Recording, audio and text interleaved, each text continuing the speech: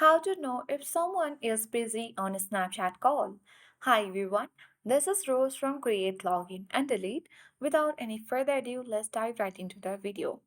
To check if someone is busy on a Snapchat call, follow the simple steps. Launch a Snapchat application on your device. Make sure to log into your account. Now tap on the chat icon at bottom left corner of the screen. Now select the chat for whom you want to check if they are busy on a Snapchat call or not.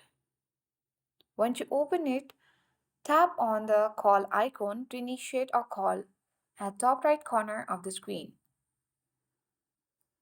Tap allow button to allow Snapchat to make calls and manage phone calls.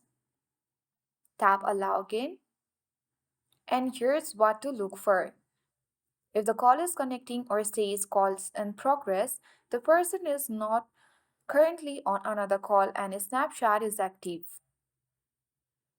If the calls get caught immediately, it means they are likely busy on another Snapchat call. So that's how we can simply say that or know if someone is busy on a Snapchat call. So that's all for today. Hope this video helped you.